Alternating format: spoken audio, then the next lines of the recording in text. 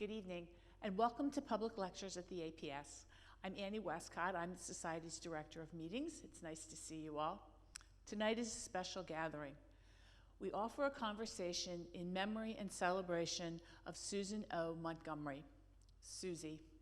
Susie was an amazing lady, and she left us too soon. Now, her life celebration was right here. And for me, the comment that best captured my friend was one made by her sister Joan, who's here with us this evening, when she said, "Before there was Google, there was Susie." Susie had a keen mind and a wide-ranging curiosity. And what made Susie so special, among several things, was her ability to not only share that knowledge, but to inspire in others their commitment, their interests, and their good works. Through her personal interaction and her unquestioned support of any number of Philadelphia organizations, Susie made a difference. That was certainly true here at the APS.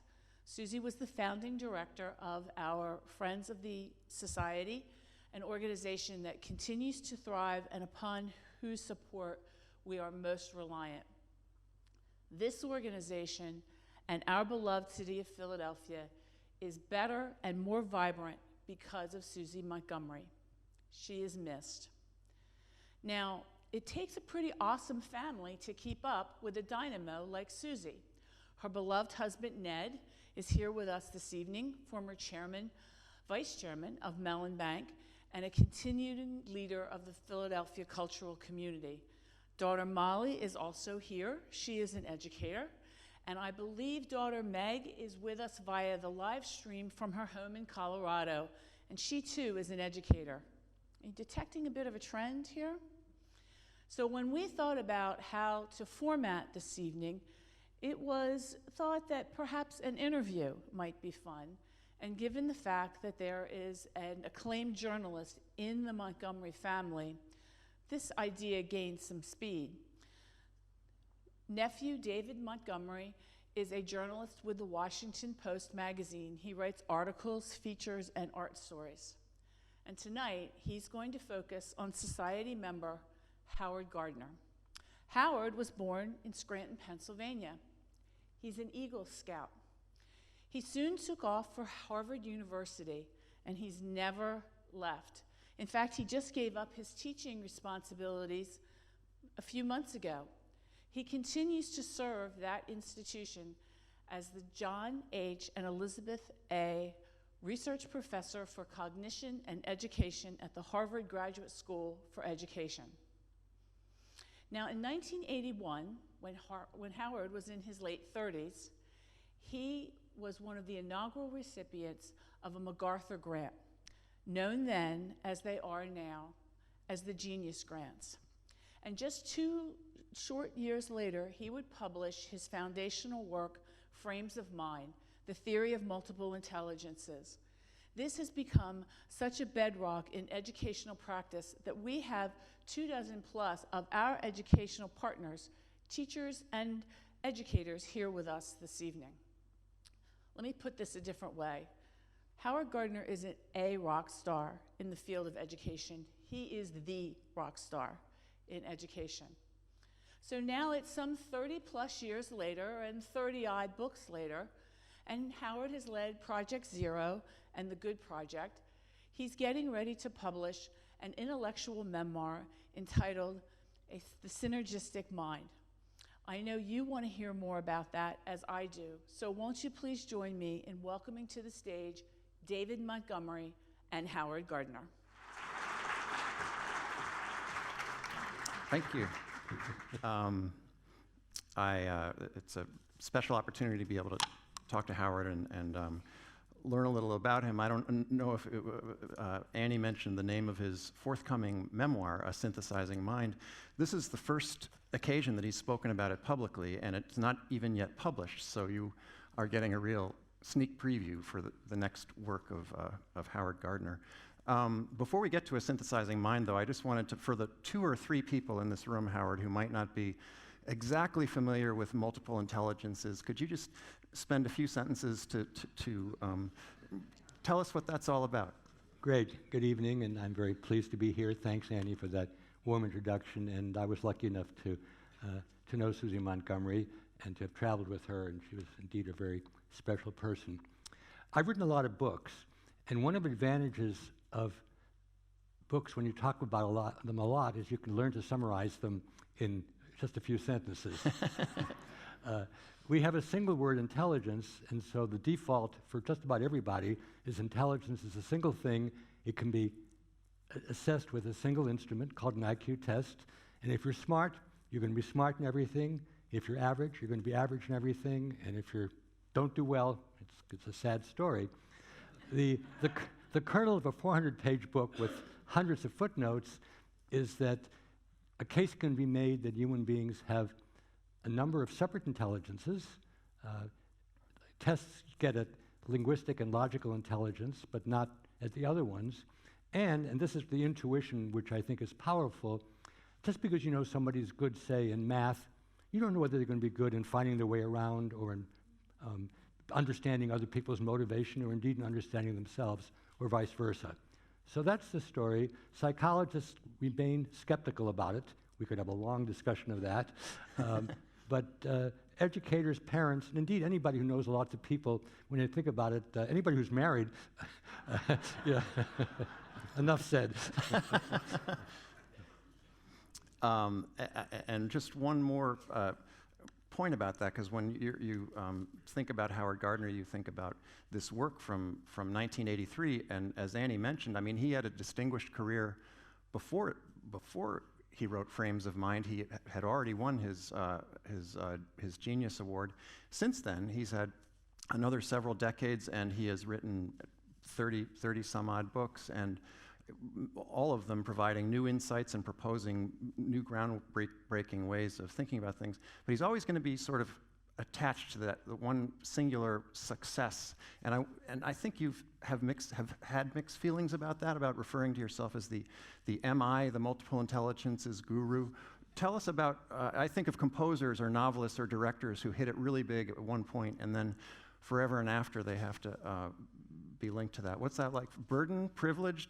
Tell us about that. I certainly don't regret having written the book, because I do believe in the ideas, though if I were writing it again today, I would write it differently. I'd bring it up to date, and it's gotten me lots of interesting trips and like that. But I'm very lucky because I made a commitment not to try to monetize it in any way. I mean, there isn't a week that goes by that I don't get a request from China or India or the Middle East, would you join a company where we're doing multiple intelligences? But by inclination, I've never wanted to make it my brand, and so while still 80% of my mail is about multiple intelligences, I've gone on to do other things, and indeed the memoir, Synthesizing Mind, is kind of unexpected because even though I've lived a long time, as became clear from the biographical notes, I never really had examined my own mind. And I was telling David before that when you're young, and perhaps throughout your life, you tend to assume other people think the way you do, and if they don't, you're stupid. And it's only when I began to reflect on my own mind and look at my childhood, I have lots of stuff saved from very early ages, that I realized that from a very early age, I was always trying to make sense of things, drawing on as many different disciplines and ways of thinking and sources of data as possible. And if I have a competitive advantage over other people who write, whether they're writing articles or longer pieces, it's because I kind of am naturally a synthesizer. I naturally try to gather as much information as I can from as many different sources, including many different disciplines. And then what I spend time on, and I said to David as recently as this afternoon, is poring over that stuff and organizing it and reorganizing it and writing memos to myself and today to my co-author of my next book to try to figure out what makes sense to me, because I wouldn't want to write it unless it made sense to me, but at the same time, what might make sense to other people, and have them understand something, whether it's intelligence or leadership or creativity or ethics, better than they did before. So that's kind of the insight I only had when I began to wax autobiographical, which often happens when you reach a certain point in life. And to your point, I mean, this book, it's a memoir, it's an intellectual biography. It's the story of your life through the lens of the evolution of your mind, the formation of your mind. But it occurred to me that you're up to something more than most memoirists in this book. Here, one of the great investigators of the human mind who's spent his career thinking about cognition and what makes us human, what makes the mind tick. Here, for the first time, at least publicly, he's turning his lens on himself. He's making himself the subject of his investigations. That strikes me as must have been a singular process. I don't know if it was an uncomfortable one, but did you make discoveries about your mind when you started to study it in this way for the book? That's a great question, because I think it was kind of being pushed from two directions. On the one hand, I already had the category of synthesizing mind, because I'd written about that before, but it was in the course of going through juvenilia, including an incredible experience going through my high school newspaper, which I edited, and found that just about everything I'm interested in today, I was interested in high school and completely had forgotten about it. So it was both learning more about how that kind of mind works in general, but also seeing how the seeds were planted so early. Now, my wife, Ellen Winter, is a wonderful scholar. She's probably streaming this now. She's written a book about gifted children, and she knows as much about gifted children as anybody.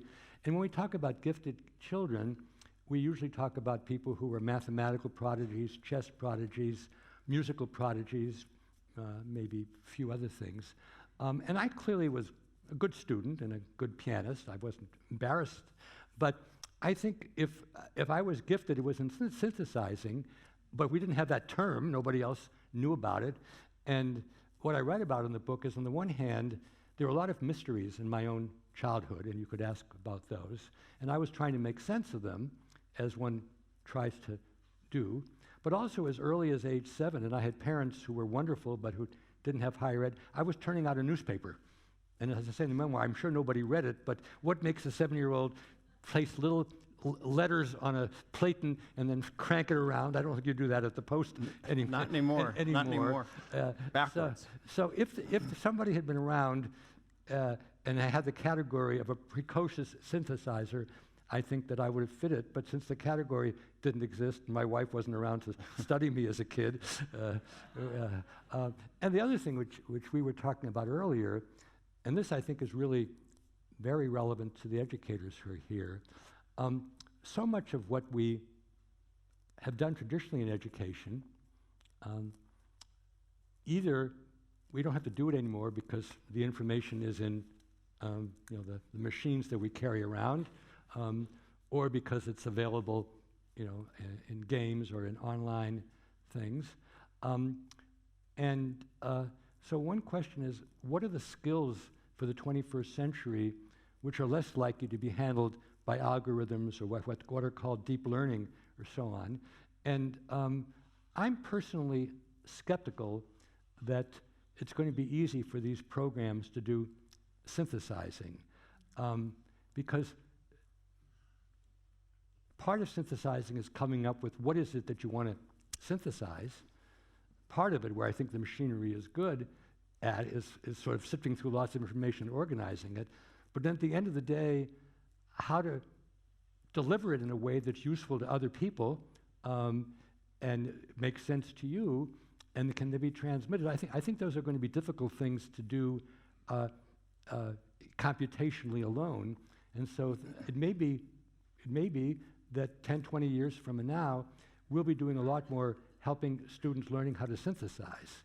And I want to give credit to Murray Gell-Mann, the Nobel laureate in physics, who was actually a member of this society, because it was he who said to me, just socially, the way you'd say, pass the water, he said, in the 21st century, the synthesizing mind is going to be the most important mind. And so he was on to this, but now, as we're in the world of education, we may say, well, how do we teach people how to synthesize?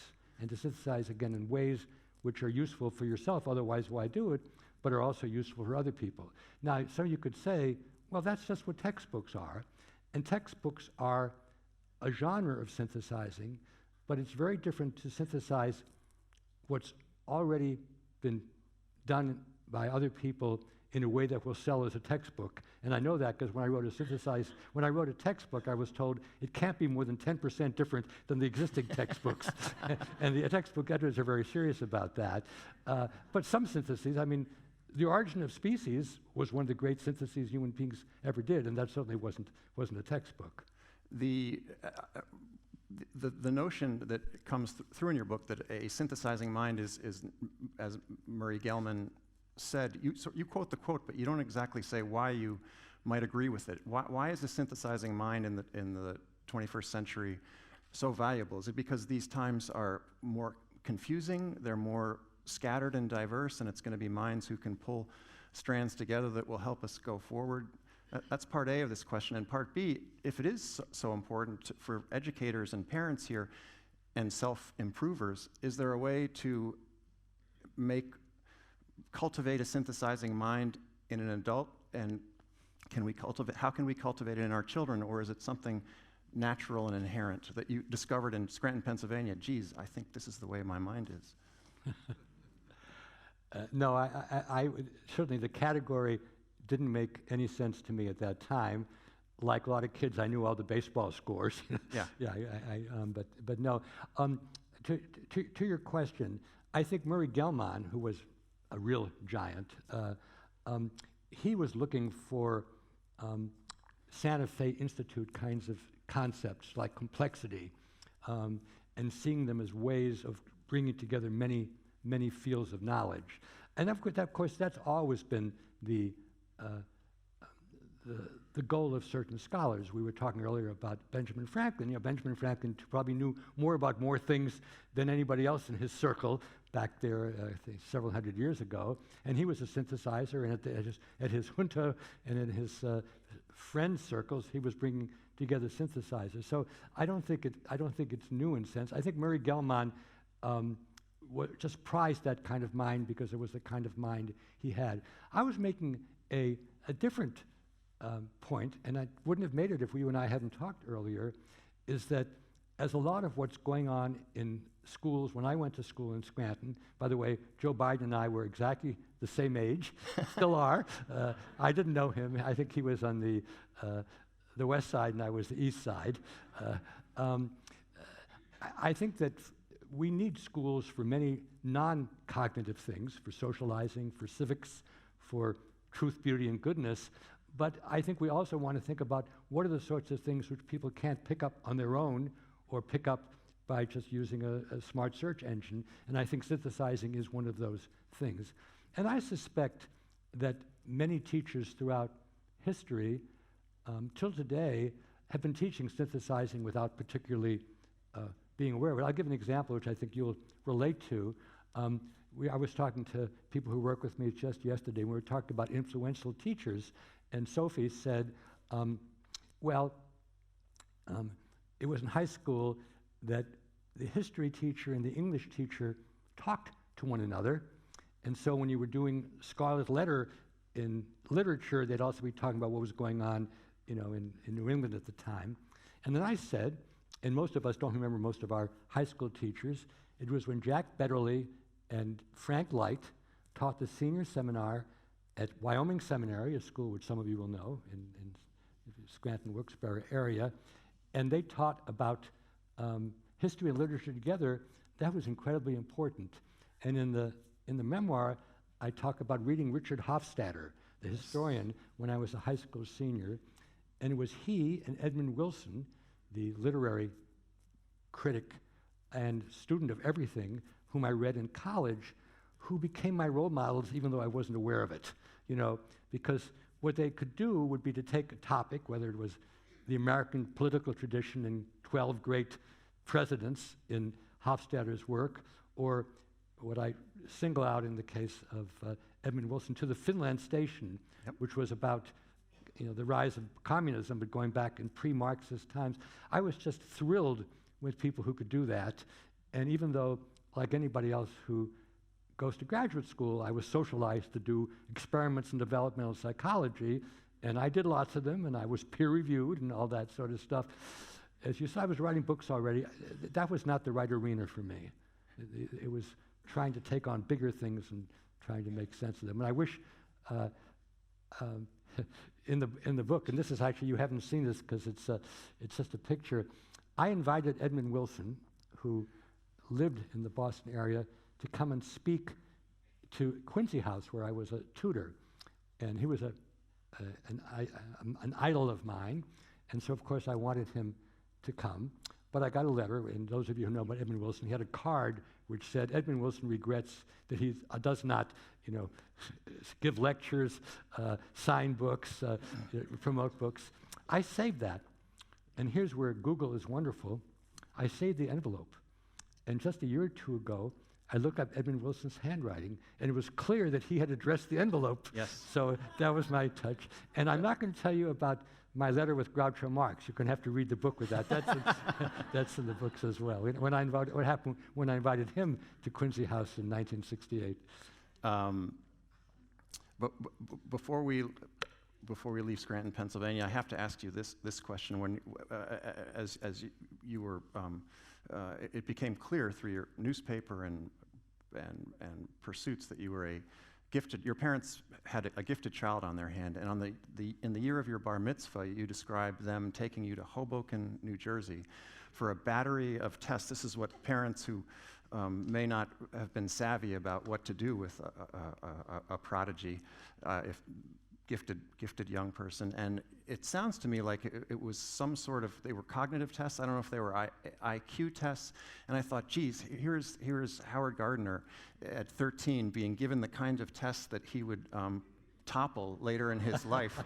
And it's very funny what the test determined that your future, what your future held. Why don't you reveal that and tell me, what was that experience like, and what stuck with you about it? Well, this is a true story. I was a rather dutiful child, and so I sort of did what I was told, but I was lucky in a sense to have immigrant parents. They were escaped from Nazi Germany just in the nick of time. They arrived here actually on Kristallnacht, and they came from Nuremberg. If they'd been there, they might not have survived. But they also sort of let me do what I wanted to do. They didn't try to legislate things, but it was clear that I was a good student, and so friends of theirs said, first of all, you should go to Phillips Academy, Andover, and I didn't want to go away from home, so I went to the local private school. But they said you should have them tested, and that's a phrase my wife and I hear every day. I want to have my kid tested. So we drove to Hoboken, New Jersey, to Stephen Institute of Technology, and for a solid week, I was given every test known to psychometrics in those days. And because I was dutiful, I went through them. And I don't really remember much about it, but what I do remember is that in the end of it, we were called in, and the clinician, probably a male in a white jacket, I don't remember, said, well, Mr. and Mrs. Gardner, you have a very gifted child in your hand. You probably can do most anything, but he has special gifts in the clerical area. And clerical did not mean wearing a mantle. It meant I was very good when you had to cut off all the O's or every other O. I was a very good Boy Scout. I was a very good driller, and so I could do that sort of thing. And even though I, of course, had no idea I was going to become a psychologist, let alone a student of intelligence at that time, I became very skeptical about these instruments. And my sister Marion, who read the memoir, remembered that I actually had gone there with a friend of ours, Stevie Friedman, and he'd also been tested as well. And yeah, I have kind of a little bit of, what shall I say? When I said my wife and I get asked all the time, somebody calls up and says, "My child is 4 years old. He reads Latin and Greek.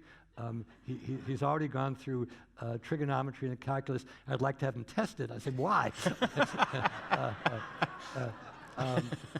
There are real situations clinical situations where testing is very important and where I and other people have benefited for a lot. But I think there's sort of a reflex, it's a very American reflex, to assume you can get a test and then you get a number.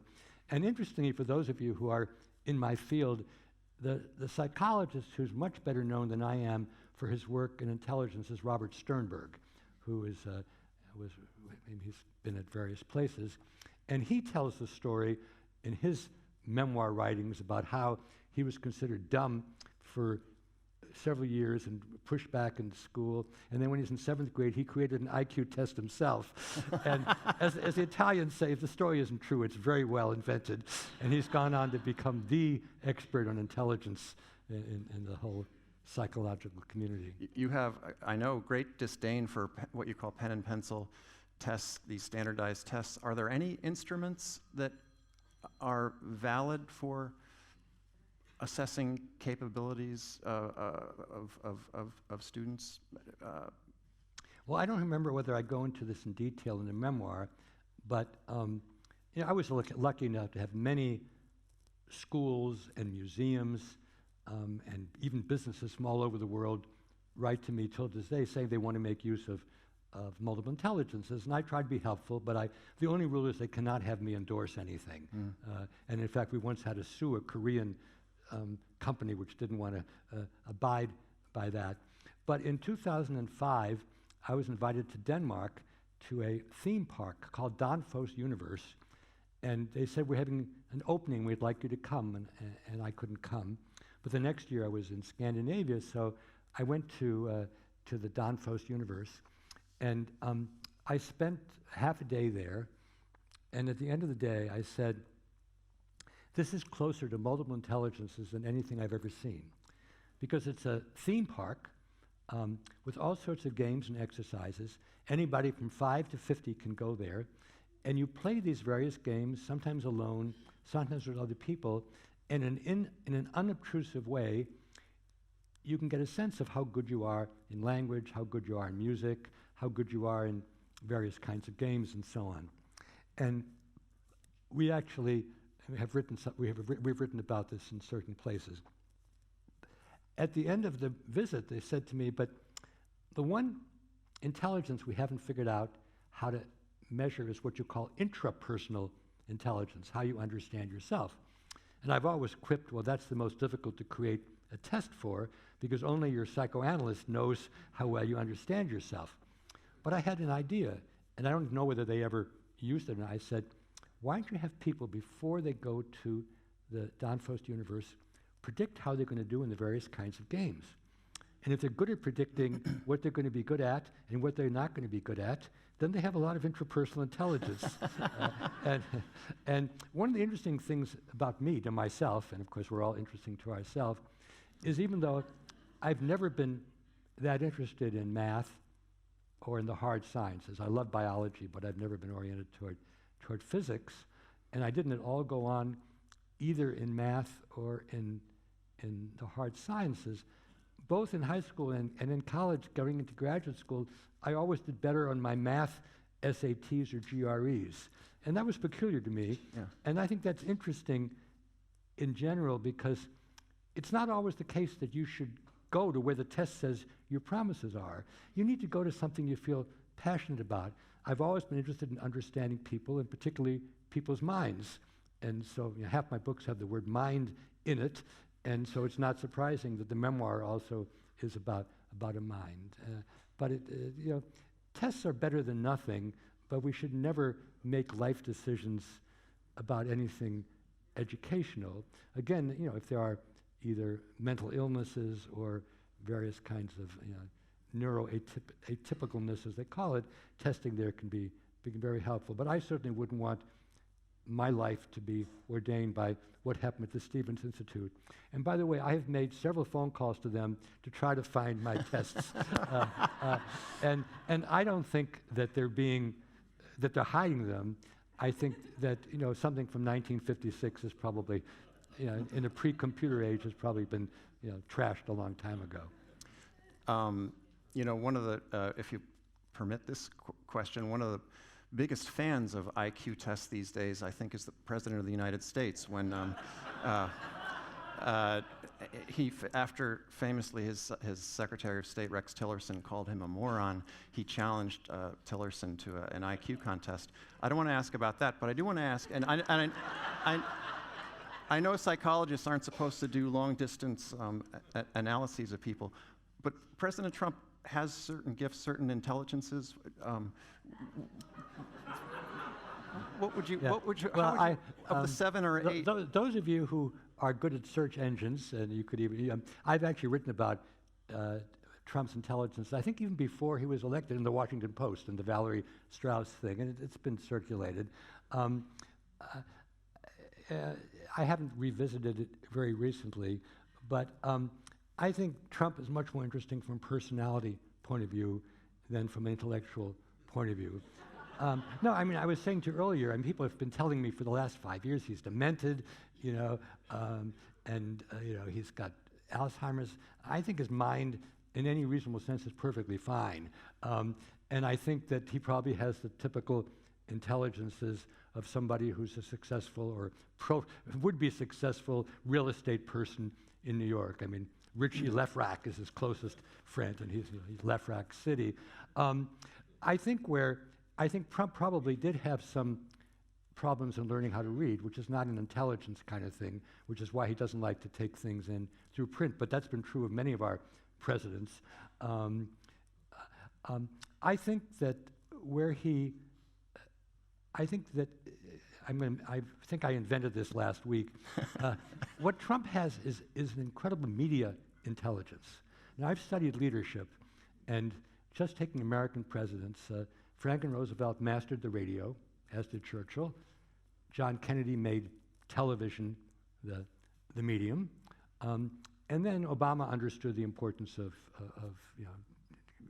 computer analyses and probably, in a vague sense, social media.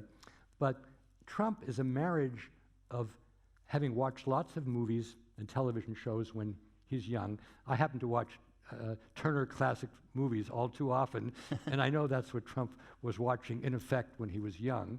You know, that's where he gets his Patton kind of mission. But it was his 15 years on The Apprentice, a show that I've never seen and have no particular desire, which told him exactly how to play an audience.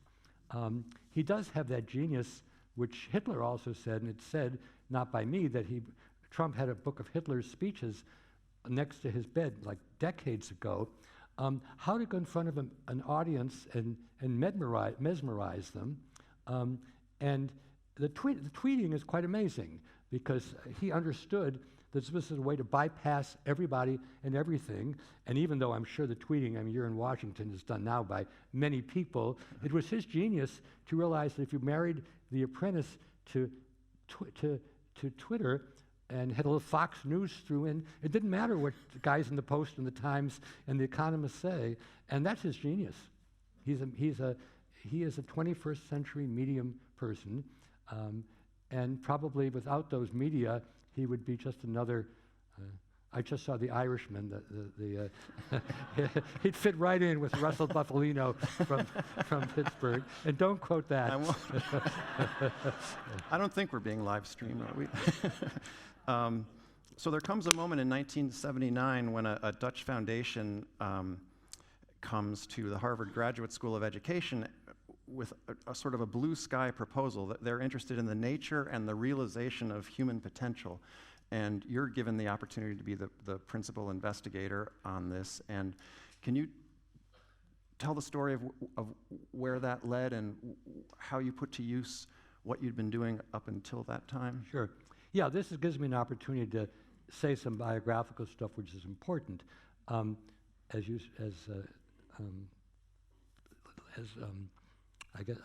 forget whether it was you who said it or Annie. I went to Harvard College and I went to Harvard Graduate School, and I'm now a professor there. And I used to joke, I have more volumes in the health services than anybody else because I've been going there since '61. But I didn't have a smooth path at all. For 15 years after I got my doctoral degree, I lived on grants. I didn't have a professorship. And might very well have not ever gotten one. So it's not like my life has been totally smooth in terms of my professional trends. But we had a dean in the 70s who kind of liked to keep me around, and so he was on the board of this foundation. He got a lot of money, and as you said, the charge was quite vague, something about the nature and realization of human potential. Now, I like to joke that's more of a West Coast question than an East Coast question, but I was game. And I completely forgot this, but in 1976, well before this, I had outlined a book called Kinds of Minds, which means somewhere in my subterranean cerebellum or subcortex, I was already talking about different kinds of minds, but that was put aside, as many projects were. But this Van Leer grant gave me 5 years of salary support plus a research team to try to put together what was known about human cognition. I was a cognitive psychologist and a developmental psychologist, so it was natural for me to say, what do we know about the human mind, how it develops, what its various forms are, and so on. And I had intuitions about that from my work in brain studies, because I've been working at that time for a decade at a hospital with brain damaged patients. But what I was able to do with these wonderful associates, some of which are still with me today, was to comb massive amounts of literature from psychology, anthropology, brain study, biology, and I don't know if I mentioned this in the book or not, to travel around the world. Basically, I was given a credit card. I forget, probably the TWA doesn't exist anymore, but yes. And I traveled to Asia, I traveled to Africa, I traveled around Europe, I traveled to Latin America to meet with scholars and informants to talk about what they thought the human potential was like in a cognitive sense. And I write about this in the book. I spent years, roughly from 1980 to 1982, organizing, reorganizing, trying things out, sometimes talking to myself, sometimes to my wife, sometimes to anybody who I could meet, sometimes, of course, to my colleagues, and then trying it out with my senior colleagues and producing various drafts.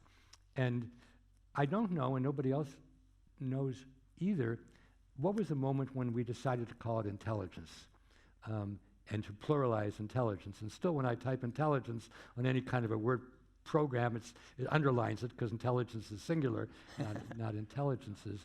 But the idea of writing about 7 different intelligences and calling it frames of mind was a very inspired idea wherever it came from. And I think that that really made the difference between writing a book that was interesting and one that really captured people's attention. And I'm quite friendly with Dan Goleman, and his book and work on emotional intelligence is much more viral in any sense than my work, but he generously points out that it was my work on different kinds of intelligence, personal and social, which gave him the idea of using the term and writing a book about that. So in fact, I do tell the story in the book about how I went to Brazil for the first time, Latin America, in the 90s, and people kind of annoyed me because they would bring up Dan Goleman's book on intelligence and ask me to sign it. And I thought to myself, does Picasso sign Matisse's work? No. But then when I got back to Boston or Cambridge, my Brazilian publisher, my Portuguese publisher, gave me a much bigger advance. So I was very grateful to Dan because it's on his coattails that I mean, you can go to any business bookstore, indeed in any airport, and you're going to find emotional intelligence, financial intelligence, sexual intelligence. It really is kind of a plague.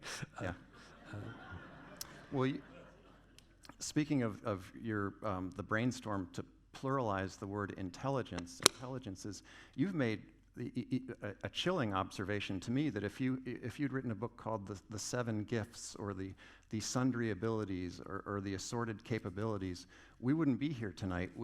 You wouldn't have had occasion to write a memoir, which is because it was that phrase that caught on, and it's a very canny insight about the nature of memes in the language of today, of going viral, and I'm sort of appalled at how many good ideas might be out there that we don't know about because they had lousy headlines. Yeah. Well, I think and I think everybody knows as well, that there's more and more efforts now from day one of any enterprise to find the meme so that it will go viral. That's actually, as a scholar, and I'm principally a scholar, this is very disappointing to me because the important thing is the value of the ideas and not how catchy the phrase is. I mean, at the risk of being very catty, the books out of scholars that are successful the most, and I guess you could throw my ones there, are the ones where if you know the title, you don't have to read the book. Right. And that's very bad, because there are lots of things which can't be simplified. Now, the most brilliant synthesizers, and I'm not including myself here, are ones who can combine that catchphrase, that title. We were talking about the Stevens, Stephen Greenblatt, Steven Pinker, Stephen Jay Gould, Weinberg, who are very good at doing this, but draw you in so you can appreciate the complexity of the articles or the books. But more and more authors now have to buy an editor, and I mean buy somebody who will actually rewrite the book to make it more memeful, that may be. If we aren't teaching synthesizing in the schools, we may be teaching memefulness in the schools. Did you see that article in the Wall Street Journal yesterday about this Harvard Business School professor who's wildly successful or teaching people how to have millions of followers on Twitter? No. I want to take that course. You've also. Let me interrupt here. Sure. Because I'm having a very good time. I hope everybody else is as well. But there are things I take very seriously, and I recently have written a blog. It hasn't been posted yet, but it will be soon, about what I call the three sacreds. Now, I'm not a religious person, but I believe we all ought to have things that we feel are sacred. And the three things I write about there are the professions, universities, and the truth. And these are three things which I feel are under tremendous jeopardy. I see that Bob Hauser, who is the executive officer here, has been bringing together learned societies from around the world to try to think about how to make sure that what we do in places like the APS doesn't become anachronistic and be replaced simply by meme factories.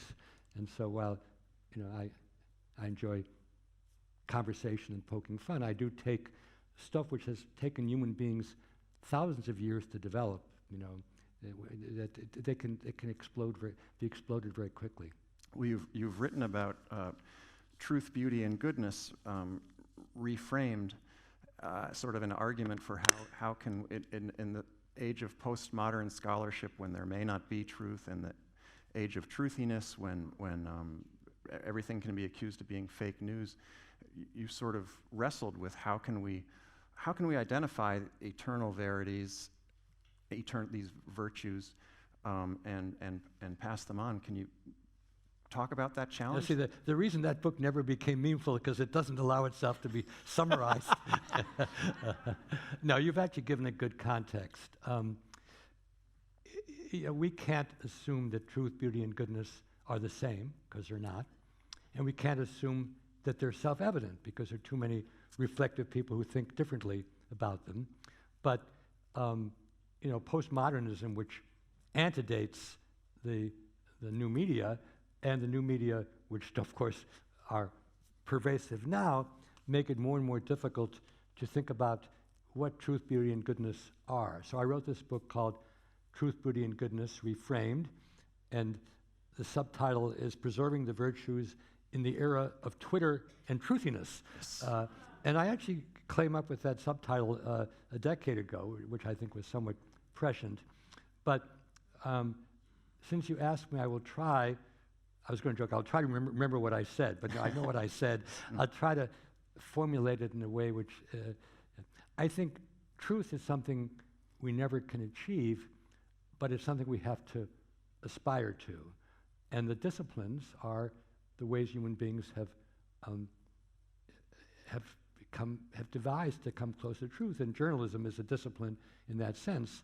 And even though I won't defend the strong version of disinterested journalism. I've argued strenuously with Linda Greenhouse, who is the wonderful head of this organization, that journalists should try to be disinterested even though they can't succeed. She thinks it's a lost cause. So that's truth. Goodness, I think about as having two varieties, one which the Bible and the Ten Commandments tell us about how do we treat our neighbors and how should we treat our neighbors. And there's no real dispute about that in the world. The question is, how large is your circle? But what I call the ethics of roles, what it means to be a professional or a citizen, is not something you can look up in the Bible, because these are things which humans have really developed only in the last few hundred years.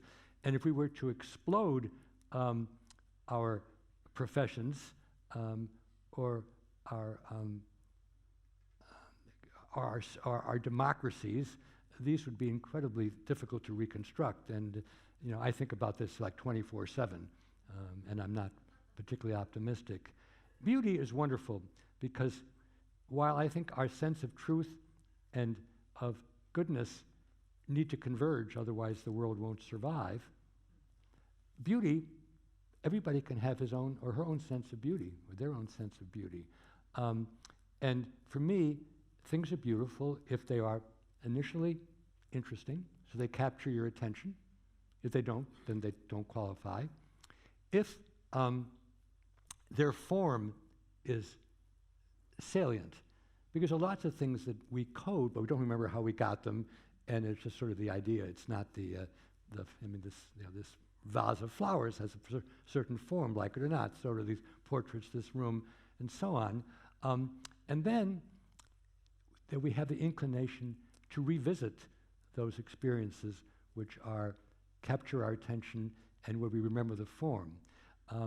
And when you have that complex, that trio, that something's interesting, the form is memorable, and you want to revisit it, whether it's art, or whether it's music, or whether it's nature, or whether it's a conversation, or a hall, or dinner, to me those things are beautiful.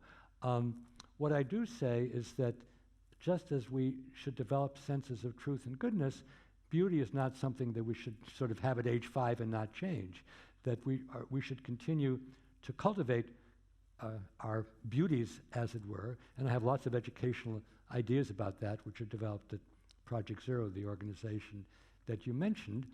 And what's important is not that you convince me that something is beautiful. Let's say you think this bouquet is beautiful and I don't, but that you indicate to me why you think it is interesting and memorable.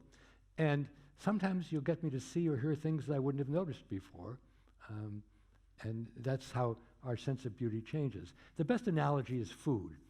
We all like burgers and sodas when we're young, unless we're in the 21st century.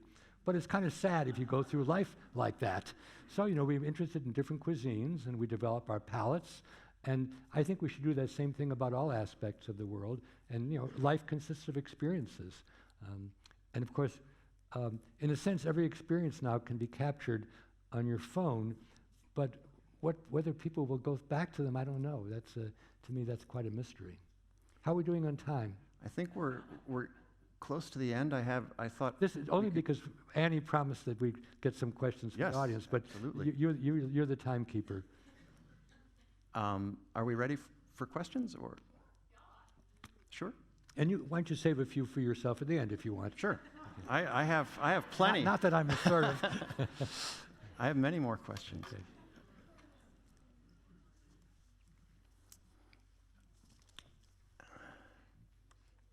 Well, I'm embarrassed to say that I have not read your book, but or many of your books. But music has always been a subject that has puzzled me as a thinker like yourself over the decades. So I'd be interested to hear what your appraisal is of music, the role of music, how we came up with music, and does it fit into any of your other categories? Okay. Well, as you may know, one of my intelligences is musical, and I don't have a beauty intelligence. I don't have a visual arts intelligence, but I do have a musical intelligence, because to give the metaphor of frames of mind, I believe we have a musical computer. And furthermore, just as people differ enormously in their ability to master chess, I think the same thing goes for music. Some people just have better musical computers. I'm very lucky I have a very good musical computer, so I sort of began to play piano at an early age, and I still played piano today before I came to Philadelphia. That's a different question from why it is that people listen to music and like music, and I think that's quite varied. And I wouldn't presume to say why you like music, or my father used to quip, music is the noise I dislike the least. He was not he was not a music lover, and that's fine. I don't think everybody should love music, but I think those of us who do are very privileged. I believe that for me,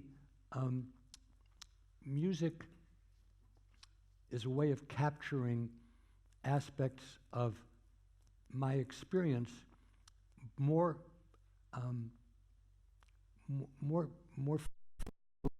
than anything, than any other form, even more so than language or than the visual arts. But I may be very weird in that sense. Many great musicians, much greater than I am, talk about whenever they hear a piece, they have a whole narrative for it. I don't.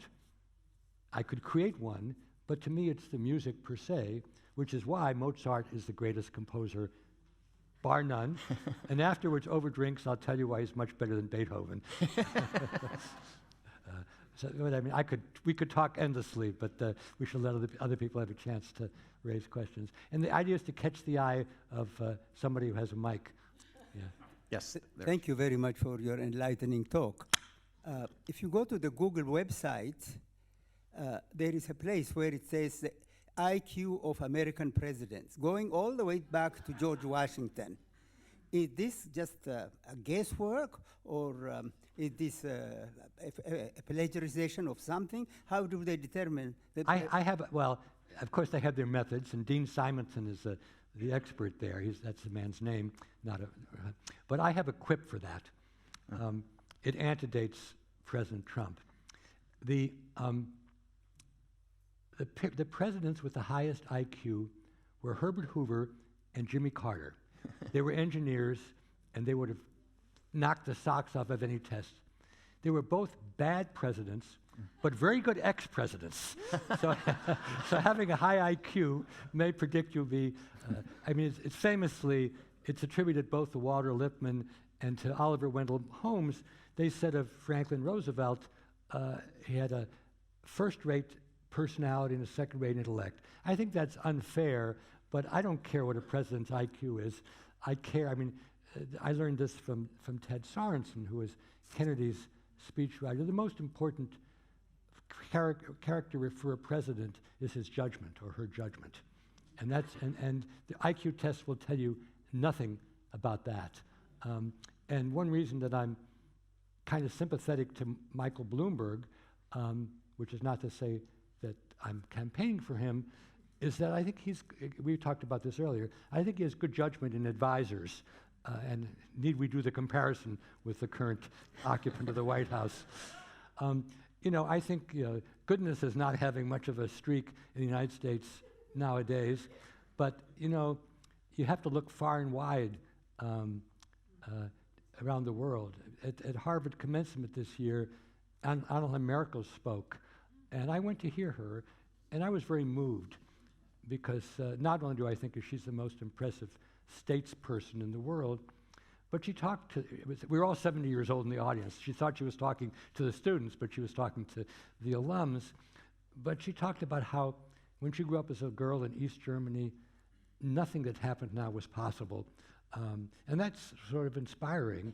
And so in what we call the Good Project, which I do write about in the book, we talk about how to help young people be good workers and good citizens and good persons. And that's what I'm really devoting my research now to that topic.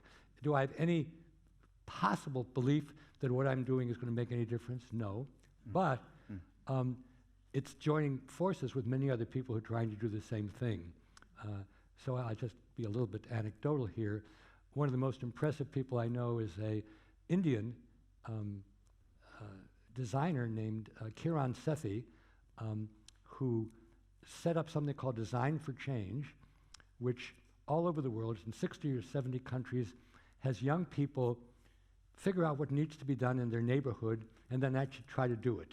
It's very much related to Ashoka and Bill Drayton, who I think many of you will know, has just become a member of the Philosophical Society. So she just brought 4,000 kids from 50 countries to Rome to meet the Pope and to talk about the world. And she used the phrase Vatican because I can is a nice pun to what she does.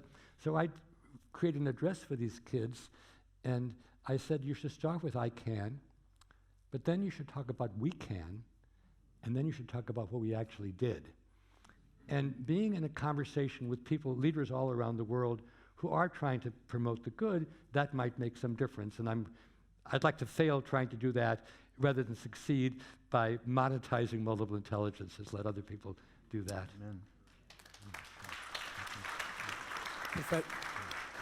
Professor, one of the three institutions that you characterized as under stress or pressure is the professions. And I wondered if you'd care to comment on whether that's the professions themselves failing or outside impacts, influences on the professions. Great question. I do know a lot about that, and I think I know a lot about that, and I'm going to refer you to the Good Project website, where I've actually written on the future of the professions in December 2015. But I will tell you my belief. There's no question that the professions are being roiled as never before by all sorts of external forces over which they have no control. Journalism, which we studied in the 1990s, being a prime example. But I do think there's a lot of destruction from within. I mean, I think that the line between law and business, which used to be quite strong, has really almost disappeared. And that's true certainly of auditing. It's true of the professoriate. I mean, John Kenneth Galbraith, I see Pat McPherson here in the second row, quipped 30 years ago, Logan Airport is the most important location on the Harvard campus. That's not where professors should be. I think medicine is the best hope, and I worry a lot about the monetization of medicine. And you were asking me earlier about philanthropy. When doctors have to do things which drug companies want them to do, that's very bad. And I think that many of our great philanthropies have lost their way. And I admire rich people who give money to stuff, but they don't do the kind of due diligence that I wish. They have a fancy and they do it. And again, I think Bloomberg philanthropies are better than most in that regard. So I always said, I'll have Biden as president, and I don't really care if he drops dead the next day, as long as we have a good vice president. My feeling about Bloomberg, who's the same age, is that he'll bring good people in with him. Dr. Gardner, retired high school principal in New Jersey, and I want to thank you for your work. I want to thank you for your work on multiple intelligence, because it was a great asset to us working with urban kids during those years. So thank you for that. Secondly, I don't know if you answered the question, because I'm a little concerned about the synthesizing mind of adults today. Can they be synthesized? That's a I avoided the question. Yeah, it's a tough one. Darwin wrote that he used to love art and music and literature, and as he got older, his mind became a machine for grinding out facts. And I try to resist that in myself, because I also am older, and you don't have as much time to take in a wide array of things as when you're young. But when I used to teach, and I taught until last year, I always said to my students, I only want you to take two things away from the course. One is that there are no stupid questions, though they may be insincere questions. And if somebody asks a question, it deserves an answer. And the second thing I said, which is very relevant to your question, is you should read the New York Times every day. Now, of course, it could be the Washington Post. But what I really meant is you should know what the hell's going on. And it's very, we've just finished a mammoth study of higher education, probably one of the largest studies ever undertaken, and that's what I was working on this afternoon because we're going to write about it. And I think the more that, and this even happens to me on news feeds, the more you're only fed what people think you want to read, it's just a disaster. And so, yeah, so I think just being open to lots of different sources of information, talking to lots of different people. If you go to a movie, you should talk to other people about it. If you read a book, join a book group. And then don't just mouth off what you think, listen, and try to put it together. That's what I think synthesizing is about. Now, I write books because that's the medium in which I synthesize, but you can synthesize in how you run an organization. You can synthesize in how you are professional. You can synthesize in how you run a family. In thinking about my own childhood, which David knows more about than anybody because he's read the book, my Uncle Fritz, who never went to college, had the most Catholic mind, even though he was Jewish, of anybody who I met. And I'm sure that even though I couldn't rival him, he was an inspiration to me. And what I do point out in the book, when I was 16, he gave me a psychology textbook. I don't think I'd heard the word psychology, but he sensed that I was interested in psychology. And what captured my attention is just what you would expect a 16-year-old were the plates on the Ishihara test, because I'm colorblind, and I didn't understand what that meant. And there was an explanation. So being around synthesizing minds, and when I alluded to before, having had a challenging childhood, not in an affective sense, but in the sense that things were hidden from me. The fact that I had an older brother who died when my mother was pregnant with me, and my parents never talked about it. Though only when I grew up, they said if my mother hadn't been pregnant with Eric, they would have killed themselves because they had nothing left. And then the Holocaust, they never talked about that, even though my father was like a general during the Second World War. I didn't realize this until my kids interviewed him. He knew wherever family member was, whether they were in China or in India or South Africa, and tracing them through and providing support for them from Scranton. So, so I probably was hanging around people who, to survive, had to be synthesizing. And of course, that's by, what we want in a good teacher, whether it was my senior teachers at Wyoming Seminary or people whom I read like Hofstadter and Edmund Wilson, are ones who put stuff together and make you want to do the same thing in whichever way you can do it.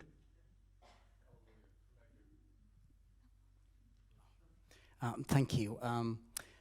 My question is, there is the understanding that there's a history of racism in measuring human intelligence. There's some element of racism in the past. Do you think the discipline has overcome that? And do you think there are ways in which racial and cultural differences play a role in measuring human intelligence? And how do you reflect what's being done throughout research, something that is helpful for educators, for example, to factor in if they have at all a role in understanding how people operate or how intelligence works? That's a small question, but obviously an important one. I think you're touching on two issues. If you'd asked me about racism or ethnicity or xenophobia 20 years ago, I was much more of a globalist then. I had much more of a faith that it could be reduced. I've become very pessimistic on that score in recent years. It's a much harder challenge to meet than I ever would have thought, and the regressive tendencies are mammoth. And there's lots of stuff going on in the United States and all over the developed world. I mean, the mammoth differences in resources within a population are just fanning racism and ethnicism and so on. The question of, are there genetic or brain differences in the races is one that I've been very reluctant to look at because of the first point, namely they're so easily fanned by people who find them. I'm absolutely certain that you would find differences if you did it in any historical moment, because you can find difference in any groups. And I'm going to end on a comment here, which will make you all a little bit uneasy, but I think it will. When you have a situation where a race isn't doing well, there's an article today, I think in the New York Times, by the president of Pomona, who's criticized the president of Purdue for saying, you know, we don't have enough black scholars, and he used a negative term, and she says, what are you talking about? Do you want to ask?